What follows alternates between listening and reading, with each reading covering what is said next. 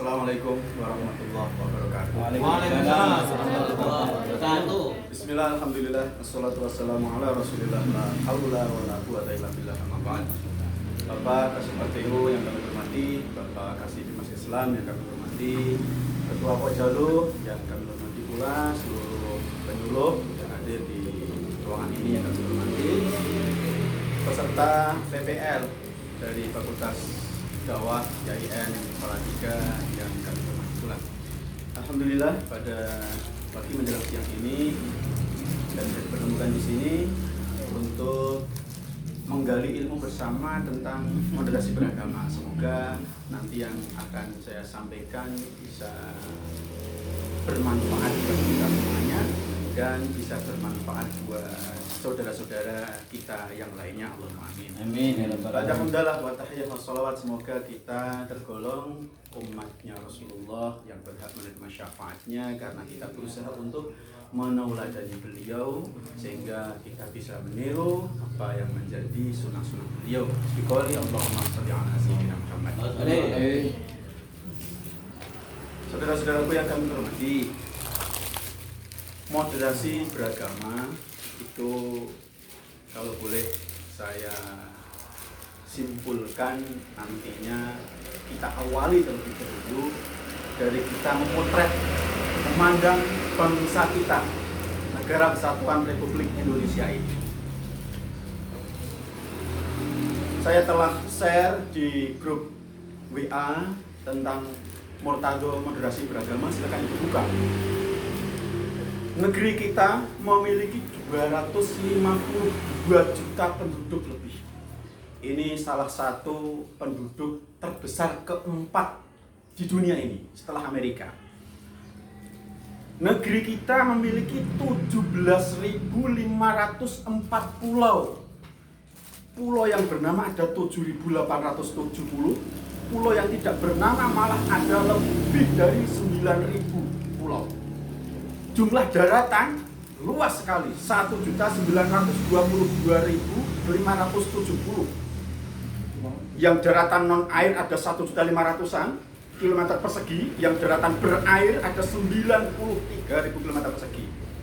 Dan yang lebih luas adalah jumlah lautan. Lautannya itu jumlah 3.200 sekian kilometer persegi.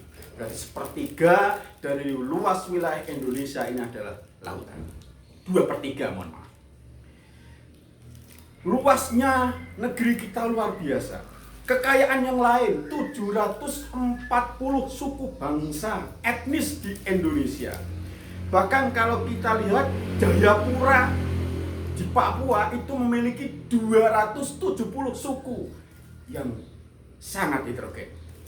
Kita lihat bahasa dan dialeknya, jumlah yang terhitung itu ada 580 lebih bahasa dan dialek. Saya orang Salatiga, ada yang dari Kendal, ada yang dari Pati. Kalau agak berjauhan sedikit dari Tegal misalnya, bahasanya sudah beda. Maksudnya enduk, itu kan bahasa mana? Nah, itu kita tahu, nanti ada kencot, petangnya kencot, petangnya kencot. Nah, beda-beda, itu baru satu wilayah komplek Jawa Tengah. Lebih-lebih di yang lain. Bahasanya, dialeknya itu ada 583. Artinya di sini kita memiliki kekayaan budaya, kekayaan bahasa, kekayaan suku yang berbeda dengan negeri yang lain, yang itu menjadi sumber kekayaan kita. Nah, ternyata dari kekayaan ini memancing negara lain untuk mengobok-obok negeri kita agar menjadi negara yang tercerai-berai. Terbukti dulu waktu masih kecil saya mengingat Uni Soviet itu negara yang luar biasa besarnya. Salah satu adik kuasa adidaya di muka bumi ini hancur. Eropa sama terpecah belah. Timur Tengah hingga detik ini kita contoh. Afghanistan itu hanya berapa madhab yang berbeda. Itu sudah perang hingga sekarang 40 tahun lebih. Belum negeri yang lain di Timur Tengah sekarang pecah belah. Nah, kita negara yang luar biasa besarnya ini akan bisa tercerai-berai kalau kita tidak bersatu. Kalau kita tidak memiliki sesuatu yang disebut dengan orang yang moderat. Konsep moderasi itu bagaimana sih? Kita sebagai agama, orang yang beragama Islam memiliki konsep yang jelas. Bisa dilihat di surat Al-Baqarah. Ini ada Mbak Mila Al-Hafidhah. Hafal pasti. Surat Al-Baqarah ayat 143. Bismillahirrahmanirrahim. Wa kadzalika ja'alnakum ummatan wasatan litakunu syuhada'a 'alan nas wa yakuna rasulu 'alaikum syahida. Jadi kita ini dianjurkan, dituntun agar menjadi umatan wasaton. Umat yang moderat, umat yang pertengahan. Jadi moderat itu pertengahan. Tidak melenceng ke kanan, tidak melenceng ke kiri, tapi di pertengahan, di tengah-tengah. Penyeimbang. Yang kanan itu kalau kita contohkan adalah kalau dalam Islam ada aliran fundamentalis, ada aliran apa lagi? Fundamentalis, konservatif. Nah, kemudian yang kiri ada, yang kiri ada liberalis sekuler.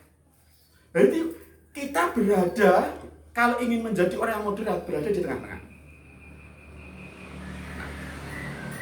Kita memiliki pedoman yang jelas. Al-Baqarah 143 kita jadikan sebagai orang yang moderat, umatan wasaton. Kemudian di situ disambung syuhada 'alan nas, menjadi saksi bagi manusia. Menjadi umatan wasaton itu kalau kita contohkan dalam sepak bola menjadi wasit. Wasit itu kalau syaratnya harus adil, harus berimbang, harus jujur. Nah, adil ya bal-balannya akan hancur. Wasit. Kalau moderat itu bagaimana? Seperti dalam posisi seperti ini ada Pak Ahmad Khairuddin menjadi moderator, penengah. Nah, kemudian menjadi saksi, cirinya yang bagaimana? Ya harus jujur. Jadi syuhada 'alan nas. Syarat saksi, jujur, adil, berimbang. 4 sifat wajib Rasulullah kalau ditiru menjadi ciri orang yang moderat. Kemudian ada lagi di surat An-Nahl 125. Ud'u ila sabili rabbika al-ayat. Kemudian Ali Imran 104. Wal takum minkum ummatun yad'una ilal khairi wa ya'muruna bil ma'ruf. Jadi ini di sini ada perintah kita beramar ma'ruf nahi munkar. Tapi pesan dari Mbah Kiai Ahmad Mustafa Bisri, Gusmus, itu kita beramar ma'ruf nahi munkar itu perintah kebaikan dengan cara yang ma'ruf, kemudian mencegah kemungkaran juga dengan cara yang ma'ruf. Jadi tidak sembarangan mencegah kemungkaran itu dengan cara merusak, tidak bisa. Amar ma'ruf dengan cara yang ma'ruf, nahi munkar dengan cara yang ma'ruf pula. Kemudian arti moderasi menurut Kamus Besar Bahasa Indonesia tahun 2008 adalah pengurangan kekerasan, penghindaran ekstremisme. Kemudian ada menurut para peneliti, moderasi adalah sikap perilaku selalu mengambil posisi di tengah, adil, tidak ekstrim dalam beragama. Karena ini nanti kita kaitnya dengan moderasi beragama. Jadi konsep dasarnya dalam moderasi itu adalah adil, berimbang, dan toleran. Nah, kemudian di antara lawan dari moderasi, moderat itu adalah tatoruf. Tatoruf itu kalau persamakan antara dengan radikalis. Tatoruf, radikalis itu hampir mirip. Gulu, berlebih-lebihan. Ciri-ciri tatoruf, ciri-ciri yang berlebih-lebihan itu bagaimana? Jadi karena kita berusaha menjadi penengah, yang di tengah, yang moderat, itu kita harus tahu lawannya. Lawannya adalah ciri-ciri tatoruf, ciri-ciri yang menjadi lawan moderat. Antara lain melanggar ketertiban umum, melanggar kesepakatan bersama, melanggar nilai-nilai kemanusiaan. Itu yang tatoruf. Kemudian pilar moderasi. Pilar moderasi itu harus bisa memiliki 3 hal. Dalam hal pemikiran, memadukan teks dan konteks. dalam hal perbuatan antara agama, budaya, dan kearifan lokal dipersatukan, tidak mempertentangkan antara agama dengan nasional, dengan negara misalnya. Yang terakhir, gerakannya yang tadi saya sampaikan, amar ma'ruf nahi mungkar dengan cara yang ma'ruf.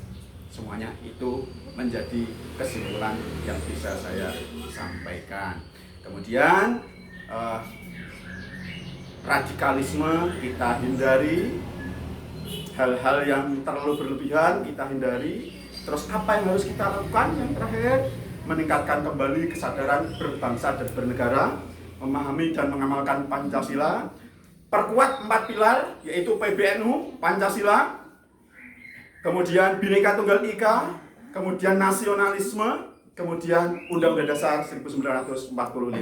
Itu sebagai wujud bahwa kita harus bisa menjadi orang yang moderat. Visi dan misi Kemenak juga ada di situ tentang moderasi. Jadi kita sebagai warga Kemenak, rekan-rekan mahasiswa PPL menjadi agen moderat berikutnya. Para penyuluh juga bagaimana cara menjadi agen yang moderat, karena di visi misi Kemenak ada di situ kata-kata moderasi beragama.